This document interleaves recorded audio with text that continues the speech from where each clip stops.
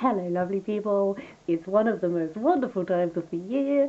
It is non-fiction November time, so I'm here to tell you my TBR for the month of November. Sophie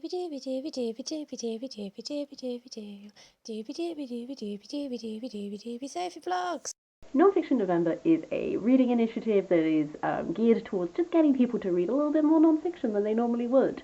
I will leave links below to all of the people who are involved and all of the things they are doing for this wonderful time.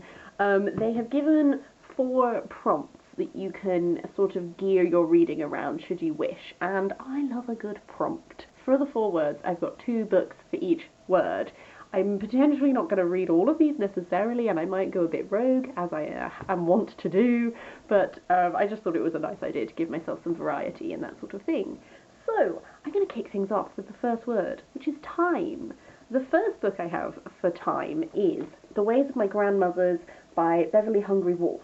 Beverley Hungry Wolf is Native American, she's from the Blackfoot tribe. I thought this would work well for time because not only is it looking at a history of a people across time, but it's also intergenerational. She's drawing upon stories that were collected by her mother and her grandmother and all of the grandmothers before that.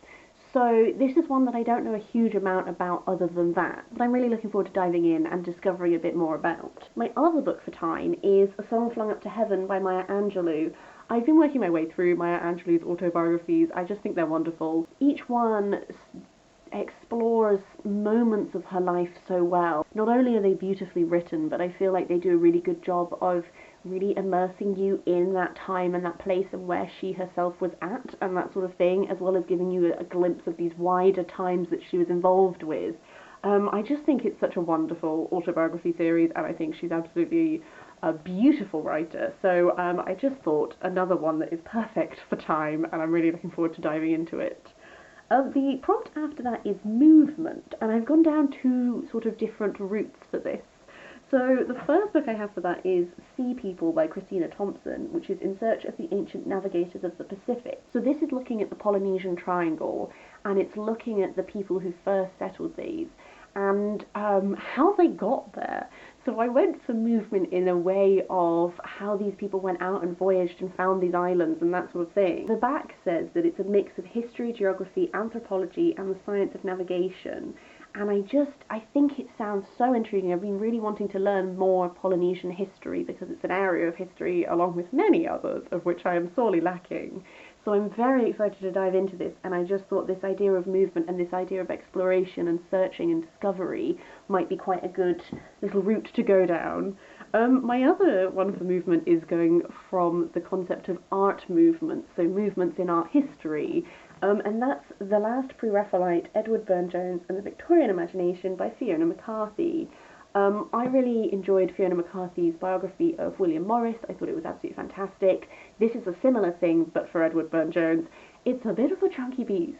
This, I've been meaning to read it for years, and then the fact that it's just so big keeps meaning that I keep forgetting.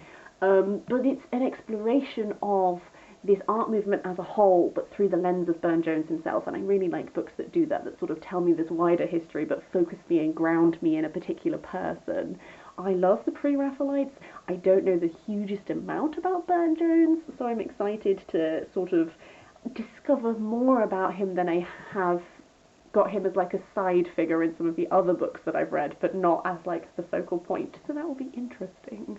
The next word prompt is buzz. I've gone down 2 different routes for this, and both of the books are ones on my Kindle. The first one, I've gone down kind of a bee connection, but not actually about bees.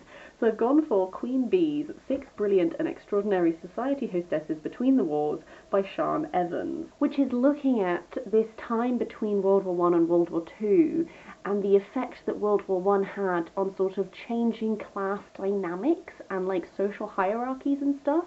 So it's exploring 6 hostesses who became very well known and renowned for their influence and stuff like this, as well as looking at the way that the time between these 2 wars sort of was a bit of a social shuffling point, I think. Again, haven't read it, so that might be incorrect. But I like, again, I like social history that looks at individual figures as a way of exploring stuff. This reminds me in theory of stuff that I've read, like Her Brilliant Career, which was looking at women in the 50s who were branching off into careers that had not previously been open to women and stuff like that. It's a type of genre that I really enjoy reading, so I'm hoping it's going to introduce me to some really interesting women from history.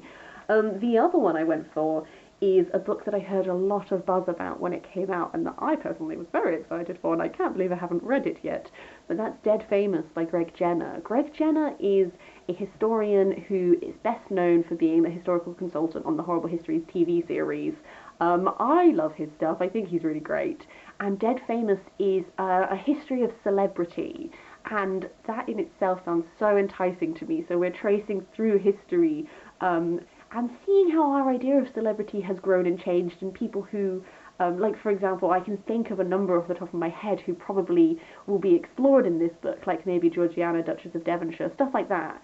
And I'm just excited to see what it's like and again, introduce myself to a number of people from history that I might not be familiar with, and look at how this concept of celebrity has grown and changed and become what it is today, and whether there's any ramifications from this history behind it that sort of influence how we approach it today. I don't know. The final prompt is discovery, and my first one for this is The World Turned Upside Down, Radical Ideas During the English Revolution by Christopher Hill, which is looking at radical ideas from English history. Stuff like the Levellers, the Diggers, Quakers, stuff like this. So these radical thoughts, sort of the route I've gone down in my brain is like discovery of ideas and discovery of like radical ideas, and how these ideas change society, slash maybe the ways in which they weren't successful in changing society, but that they tried and stuff like that. I just think it's a portion of history that I'm potentially not super familiar with, but this has been lent to me by my partner because he's really into stuff like this. So I'm really excited to discover some ideas and ways of thinking and stuff that might have been quite challenging at the time, that maybe haven't had, or maybe they have had an impact and I just don't know about it. But again, I'm excited to discover. And then my final book is The Book of Queer Prophets, curated by Ruth Hunt, which is 24 writers on sexuality and religion. I've gone down a route of discovering one's sexuality, discovering one's faith, how those things intertwine. I imagine there will be a lot of writers in this who are exploring that process of discovery and how those two things impacted each other and the ways they've had to navigate those.